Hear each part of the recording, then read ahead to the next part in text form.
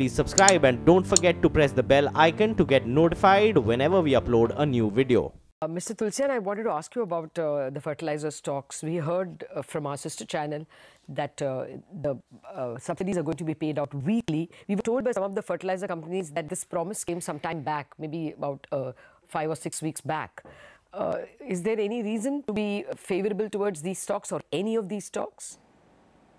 See, Lata, if this DBT happens on a weekly basis, definitely that will be seen positive for all the fertilizer company, because that will ease the pressure to a great extent on the working capital and largely more on account of the urea manufacturer, because there the subsidy portion seem to be of about maybe 60% because of the controlled price or the administered price of urea at about 6 rupees per kg against the cost of production of 13-14 rupees per kg. But what is seen happening interesting, that this will be definitely seen positive from the ease on the working capital pressure, which will also reduce the interest cost. But apart from that, in fact, the re-rating of the fertilizer stock should start. In fact, I have expressed my view earlier also that if you see majority of these fertilizer companies, they are all into the chemicals also, maybe like GSFC making aniline, melamine, caprolactam, maybe GNFC is making TDI, which is again an import substitute product, 100%, the only maker in India, exporting to about 60 countries, Deepak Fertilizer making nitric acid, RCF making other kind of things also, and it will be seen quite positive for the complex fertilizer makers also, maybe like Coromandel, GSFC and RCF. So overall, the P expansion should happen for the fertilizer company, because now all the pure fertilizer, if you really see their P multiple, it is anywhere between 8 to 9 times. While the chemical stocks, if you take on any other chemical stocks like Tirumalai Chemical, I'm not saying that they are like to like, but they are very much comparable, are having a P multiple of anywhere between 15 to 20. So these fertilizer companies should not be seen as pure fertilizer play, but more of the blended play, chemical plus fertilizer, which will be seen positive. So once this overhang of the subsidy goes away, because that has been putting a lot of pressure. In fact, right now the fortnight the transfer of subsidy is also not being adhered to by the government. In fact, many of the pipelines is seen to be of about 2 months as well.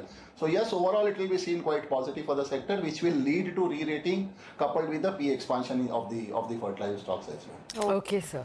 Well, I just wanted to point out yields have started at 7.90, 7.91. They closed also at 7.9 yesterday. That's a slightly high number. Not necessarily very NBFC positive, but again, let's just keep that on the table. If otherwise the bull run is ferocious, then these things can be taken in the stride. But a stronger dollar, which means imports are expensive, that feeds into inflation. Yields are also up. All these are broadly finance stocks negative. But yes, they can always be countered if otherwise the bull run is ferocious. There is another story we want to highlight. This came in the Indian Express. Anisha is here just to summarize the story on Adani Enterprises. Anisha. Well, yes, this is regarding the overpricing of the Indonesian coal that Adani Enterprises and Adani Power have been alleged that they indulged in.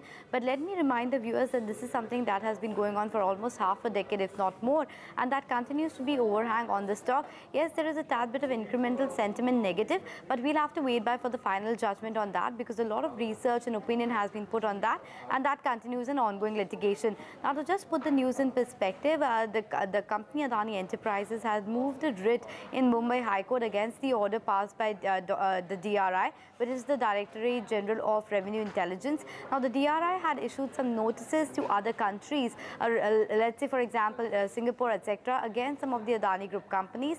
And now Adani Enterprises has moved against the Union government on this particular matter regarding, and remember, this is regarding the over-invoicing of the Indonesian coal, as I was mentioning. So, yes, an ongoing litigation, a tad bit negative, because the Singapore court last week had shot down their request regarding stay on some of the crucial documents regarding the import of these invoices. So let's see what comes out of that one. But yes, for today, maybe a tad bit of incremental negative. Okay, a tad bit of incremental negative, but the stock is flat. In fact, it's slightly in the green at the moment, so keep an eye out on that. You have Jet Airways that was in the green the last time I checked, so just pull that stock up almost about 0.2% right now. Mr. Tulsian, we discussed this yesterday. Post-marketers, of course, the company in the conference call mentioned about the $300 million that they got as an additional lease incentive. So immediately there is working capital relief. Do you think this is a trading call now, or can investors also bet on it at this 300 rupee level? Sonia, in fact, we have been saying that this is an investment call, because if you really take the valuation of on the EV basis, market cap of closer to about 3,000 crore, debt of about 8,000 crore or 11,000 crore of Jet Airways, it seemed to be really quite good. And I'm not giving much credence to the plans which my company has presented, that 2,000 crore in the next 2 years on the cost reduction and maybe wet lease capitalizations and all sort of things, fund infusion. But something is bound to happen, and that is also going to see the debt reduction or maybe the interest burden. Because if you see the situation on Q1 numbers, in fact, maybe three accounts. One is the forex losses, second is the increase in the salary, and third is the fuel expenses. Fuel expenses, in fact, has been the victim of by all the airlines, whether you see SpiceJet, Indigo. The forex losses of about 300 crore has really dampened and maybe the write-off in Jetlight of about 70-80 crores, which company has made, of about 400 crore. In fact, that has made the Q1 numbers look quite ugly. Otherwise, I don't think that the things seem to be as bad. On prima facie, yes, 1,300 crore losses looked in the first place seem to be quite scary. But if you really analyze the things, I think on the valuation parameters, we advise, in fact, having the potential, because sector is seen to be having a lot of potential going forward.